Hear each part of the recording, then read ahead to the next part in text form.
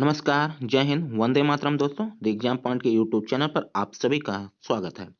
दोस्तों, बाल विकास एवं शिक्षा मनोविज्ञान के अंतर्गत आज हम लोग जो है देखने वाले हैं बाल विकास के अवधारणाओं के बारे में। पिछले वीडियो में हम लोगों ने जो है शिक्षा और मनोविज्ञान के बारे में अच्छे से देख लिया था। तो आज हम लोग जो है बात करने वाले हैं बाल विकास के अवधारणाओं के बारे में। तो चलिए, आइए हम लोग वीडियो को शुरू करते हैं। उससे पहले जो लोग जो है टेट, सीटेट और सुपर टेट की तैयारी कर रहे हैं वो हमारे चैनल को ज्वाइन कर सकते हैं और यहाँ पर आप जो है अपनी तैयारी को आगे कंटिन्यू रख सकते हैं। तो चलिए आइए देखते हैं बाल विकास एवं शिक्षा मनोविज्ञान के तात्पर्य क्या है। देखिए, कुछ शब्द जो आते हैं उसका जो है एक तरीके से जानकारी होना जरूरी है। जैसे एक आता है आपका, एक शब्द होता है बाल अध्ययन। बाल अध्ययन में क्या होता है कि बाल्यावस्था से लेकर बालकों का अध्ययन किया जाता है। बाल्यावस्था तक के बालकों का अध्ययन किया जाता है। इसका मतलब क्या हो गया कि जन्म से लेकर जो है बाल्यावस्था तक के ही बालकों का इसमें अध्ययन किया जाता है। और बाल विकास का क्या तात्पर्य है कि गर्भावस्था से लेकर किशोरावस्था तक के बालकों का अध्ययन किया जाता है। जो विकासात्मक जो होगा, जो विकास की जो चीजें होंगी उनका क्या किया जाता है, गर्भावस्था से लेकर किशोरावस्था तक का अध्ययन किया जाता है। और बाल मनोविज्ञान क्या है कि तो ये है प्रगतिशील समाज में बालकों के व्यवहारों, उनके स्वभावों, रुचियों एवं योग्यताओं का क्या किया जाता है, अध्ययन किया जाता है। ठीक है दोस्तों। और यहाँ पर एक और शब्द आता है विकासात्मक मनोविज्ञान। तो विकासात्मक मनोविज्ञान का तात्पर्य है कि बालक के गर्भावस्था से लेकर मृत्यु पर्यंत तक विकासशील परिवर्तनों का क्या किया जाता है, अध्ययन किया जा सकता है। ठीक है ना। कहाँ से लेकर, गर्भावस्था से लेकर जीवन पर्यंत, जब तक जो है व्यक्ति की मृत्यु नहीं हो जाती तब तक जो है विकासात्मक जो या विकासशील जो परिवर्तन होता है उनका क्या किया जाता है, अध्ययन किया जाता है। इसको आप इस तरीके से समझ सकते हैं कि बाल बाल विकास के अंतर्गत क्या क्या चीजें आएंगी, गर्भावस्था, शैशवावस्था, बाल्यावस्था और किशोरावस्था। और विकासात्मक मनोविज्ञान के अंतर्गत क्या क्या आएगा आपका, गर्भावस्था, शैशवावस्था, बाल्यावस्था, किशोरावस्था, प्रौढ़ावस्था और वृद्धावस्था। इसका मतलब क्या हो गया कि बालक के जब से गर्भावस्था से लेकर जीवन पर्यंत तक क्या किया जाता है, इसमें विकासात्मक मनोविज्ञान कहलाता है। ठीक है ना दोस्तों। चलिए, अब आइए देख लेते हैं हम बाल विकास के संबंध में कुछ महत्वपूर्ण तथ्य जो आपके जो है टेट, सुपर टेट और जो है इसमें बहुत ही अन्य जो टेट के एग्जामिनेशन है उसमें आपके काम आने वाले हैं। ठीक है दोस्तों। तो टेट के लिहाज से ये बहुत ही महत्वपूर्ण है। जैसे पहला कथन आता है कि सर्वप्रथम बालकों पर अपना विचार प्रकट किया। तो सर्वप्रथम जो है बालकों पर अपना विचार किसने प्रकट किया था, प्लेटो ने। उन्होंने जो है बाल्यावस्था के बारे में बताया था। तो वो किस पुस्तक में बताया था, तो याद रखिएगा इनकी पुस्तक का नाम है रिपब्लिक। ठीक है दोस्तों, रिपब्लिक की पुस्तक का जरूर नाम आपको याद रखना है। उसके बाद जो अगला महत्वपूर्ण पॉइंट है इसको आप एकदम से याद रखना है कि सर्वप्रथम बाल विकास पर मनोवैज्ञानिक विवरण किसने प्रस्तुत किया था। तो किसने प्रस्तुत किया था, पेस्टालॉजी ने या पेस्टालॉजी ने।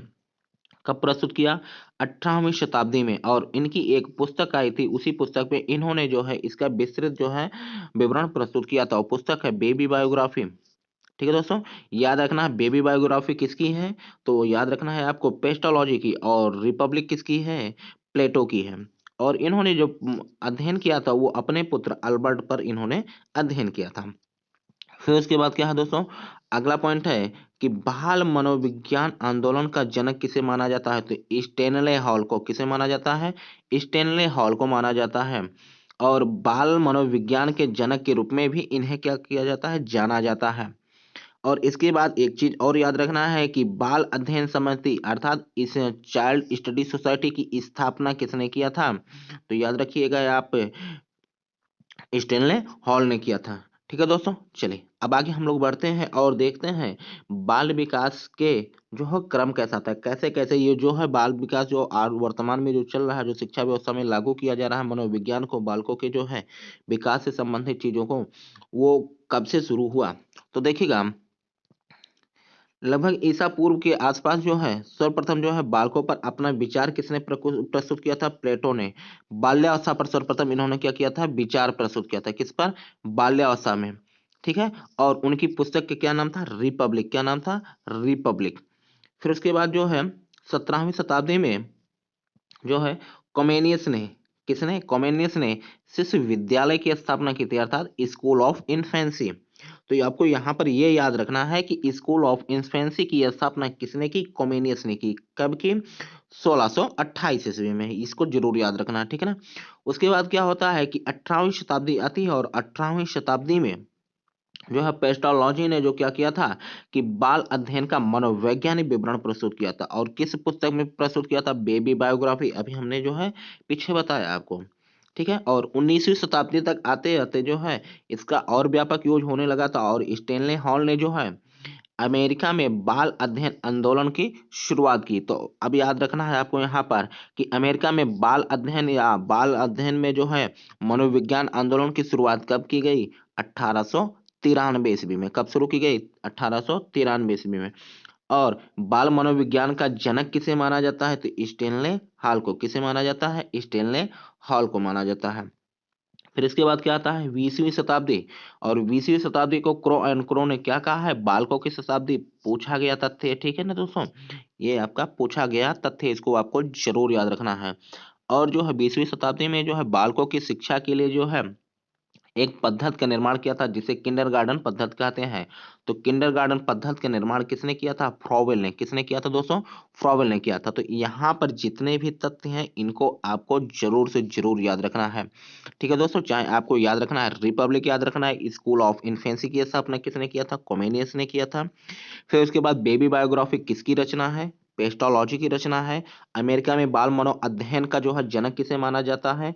स्टेनले हॉल को माना जाता है। बाल मनोविज्ञान का आंदोलन की शुरुआत कब से हुई? 1893 ईस्वी में, ठीक है।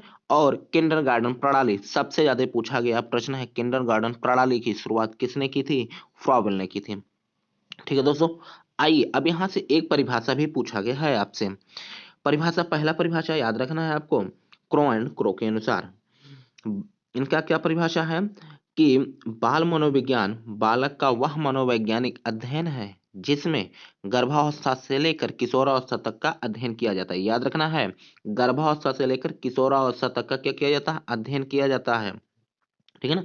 और ये कथन किसका है? क्रो एंड क्रो का।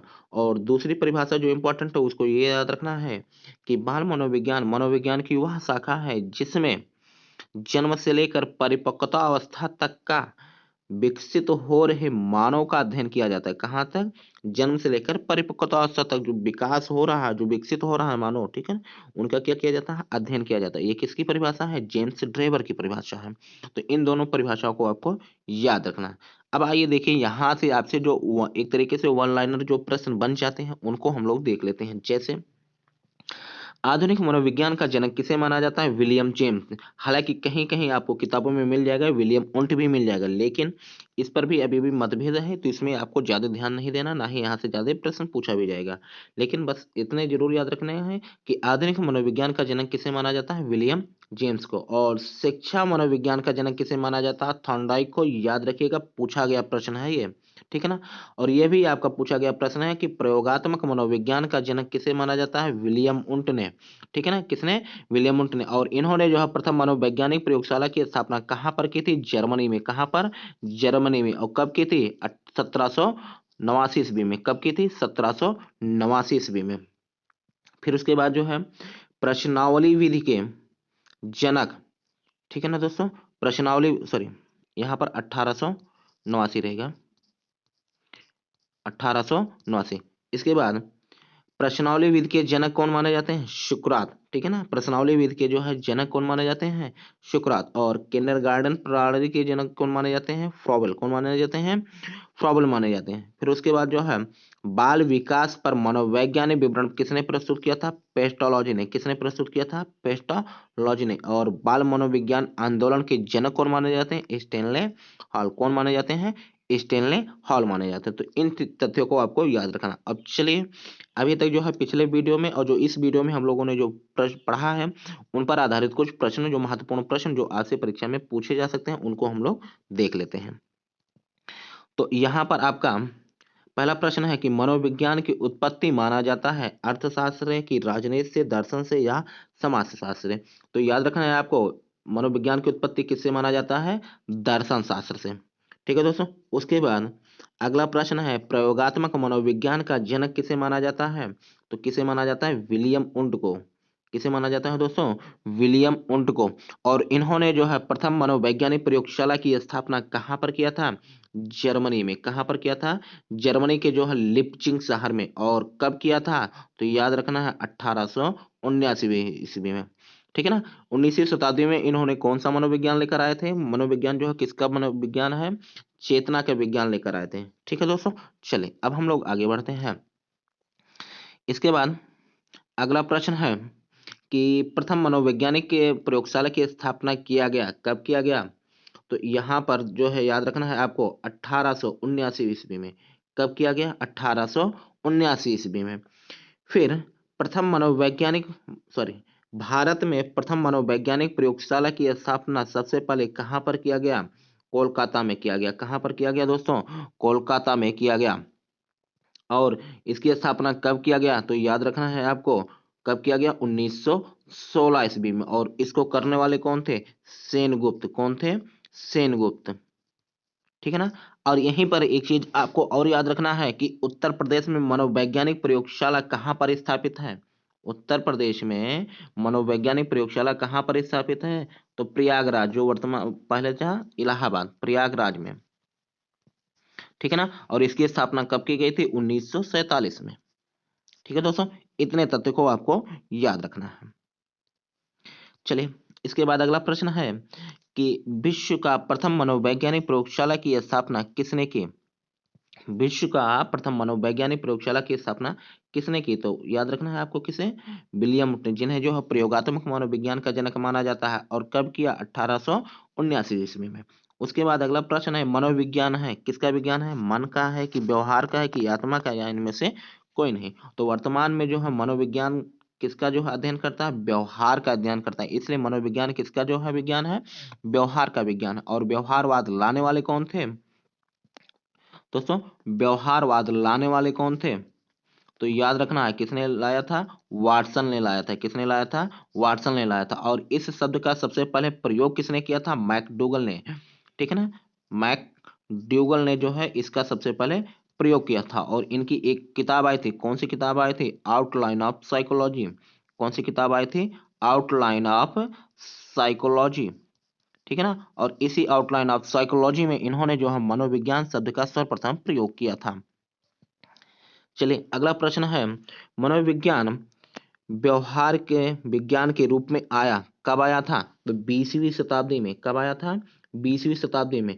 17वीं शताब्दी में आया था मन का विज्ञान। और अरस्तु लाने वाले थे आत्मा के विज्ञान के रूप में। ठीक है। अगला देखिएगा, बालकों पर सबसे पहले मनोवैज्ञानिक अध्ययन किसने प्रस्तुत किया था? पेस्टोलॉजी ने। किसने प्रस्तुत किया था? पेस्टोलॉजी ने। और इनकी एक रचना है बेबी बायोग्राफी।